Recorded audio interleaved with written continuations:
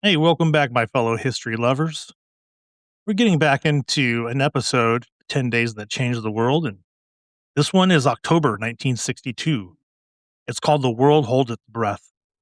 And we begin with a day that nothing happened. There were no explosions, there were no sirens, there was no mushroom clouds. And the morning of October 16th, 1962, the world woke up as it always had. It was a routine day. People brewed their coffee, got their children dressed for school, and men folded newspapers under their arms and stepped out into the autumn air. And once out there, they didn't hear anybody screaming. No one was running. And yet, this was the closest humanity had ever come to ending itself.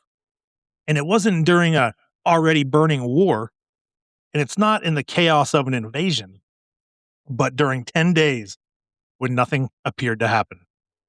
10 days, the fate of the world was decided behind closed doors, in whispered conversations, in half-written letters, and in the spaces between decisions. This is not a story about missiles. It's a story about fear and misunderstanding and restraint. This is the story of the Cuban Missile Crisis.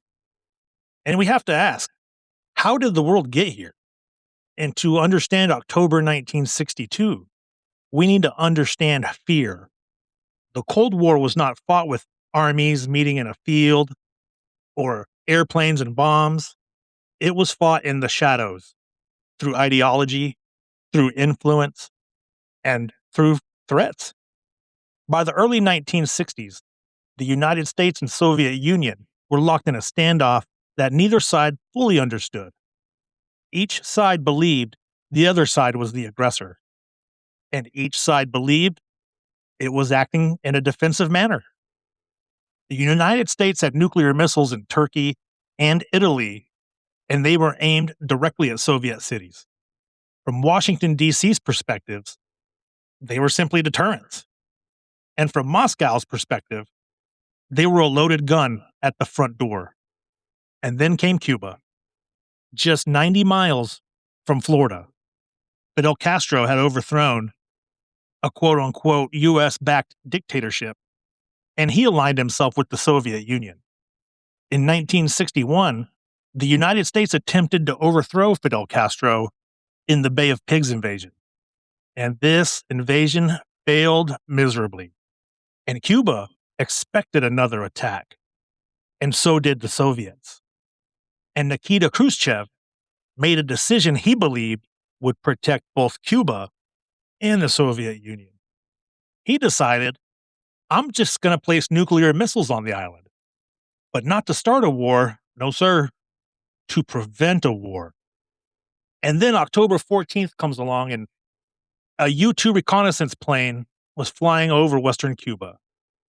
And it was a routine mission. It was taking pictures.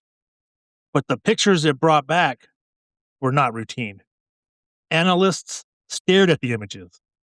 They saw long shapes, launch pads, and missile transporters. And they thought to themselves, wait, these aren't defensive weapons. These are nuclear ballistic missiles. And the alarm bells went off. And when the photographs reached the White House 2 days later, there was no shouting, zero dramatic reaction, just silence. President John F. Kennedy, he looked at the images carefully, and he already knew what they meant. He knew it means the United States had lost its early warning buffer. If those missiles became operational, America would only have minutes, no longer hours, to respond. No defense system could stop them. And this was a knife held at the throat of the United States. And the hand holding that knife was the Soviet Union. Kennedy formed a small advisory group called the Executive Committee of the National Security Council. And for 13 days, these men met in secret. And they argued, and they disagreed, and they all feared being wrong. Military leaders, they urged President Kennedy for airstrikes. They said destroy the missile sites before they were operational. Others in the room warned, What if one missile survived? What if Soviet troops were killed? And what if retaliation came not in Cuba, but in Berlin? Kennedy, he listened, and he spoke very little. Kennedy remembered the Bay of Pigs invasion and how pressure and overconfidence had led to that disaster. Kennedy also remembers history. He remembers how wars begin not because leaders want them, but because leaders feel cornered. The problem was simple. Every option risked catastrophe. Doing nothing meant we just accept nuclear missiles are going to be in Cuba. Or attacking meant risking a nuclear war, and no one knew where the escalation would stop. So Kennedy chooses a middle path. Kennedy chooses a naval blockade, and he chooses the name carefully. He chooses quarantine. And we all know words matter. Quarantine is used to avoid the legal definition of an act of war. On October 22nd, he then addresses the nation. For many Americans, this was the first time they understood just how close danger is. But Kennedy, he spoke calmly. His words, though, were heavy like a weight. Missiles, Cuba, immediate threat. Across the world, Soviet ships were already moving toward Cuba. And if they crossed the blockade, American ships would stop them. Force would be met with force. And we have two nuclear powers staring at one another across open water. And the world simply waited. In the West, Nikita Khrushchev is portrayed as reckless. But inside the Kremlin, he was afraid. He believed the United States was preparing another invasion of Cuba. He believed Soviet weakness invited aggression. He believed nuclear balance preserves peace. But he also understood what nuclear war meant. You see, Mr. Khrushchev had been in World War II. He was a general. He had seen entire cities destroyed. He knew there would be no winners. And as American ships closed in, Khrushchev faced his own pressures from inside the Kremlin, from his generals, his hardliners, and pride. He knew that to back down publicly would humiliate the Soviet Union, but to push forward could end civilization. And the clock was ticking. On October 26th, a letter arrives from Khrushchev. It was emotional. It was personal. It sounded almost desperate.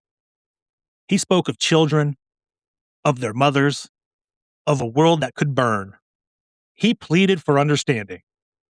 And then the next day, a second letter arrives. And this letter was formal. It was demanding.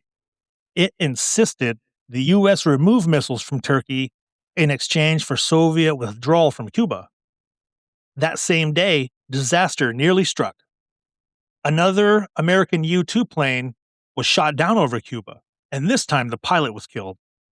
Many inside the U.S. demanded retaliation.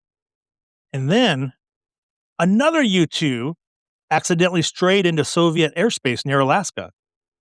The Soviet Union launched interceptors. Each incident could have been the spark to set it off. October 27th is known as Black Saturday, the most dangerous day in human history. But the world didn't even know it. Beneath the ocean, a Soviet submarine, cut off from communication, was being harassed by U.S. Navy depth charges. The crew believed war might have already begun. The captain prepared to launch nuclear torpedoes, and it required the consent of 3 officers. 2 of them agreed. 1 did not. He refused because he was uncertain, because he did not know what was really going on. And that refusal by one man, whose name history nearly forgot, may have saved the world. And then comes along October 28th, the secret deal. Kennedy made a decision few would ever know.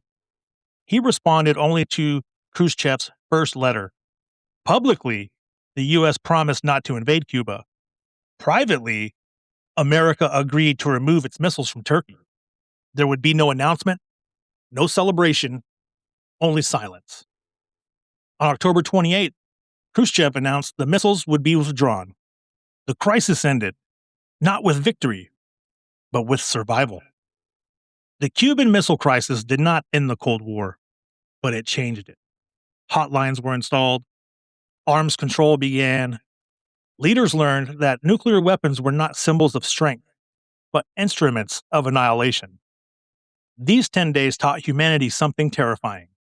The world does not end with a scream, it ends with misunderstanding. It ends with assumptions. It ends with leaders who mistake certainty for wisdom. And it survives because, well, sometimes someone hesitates. This has always been part of the story. And in the grand theater of history, ordinary people live beneath extraordinary decisions. And sometimes survival depends not on courage, but on restraint. I am historical, and I tell history stories that refuse to be forgotten.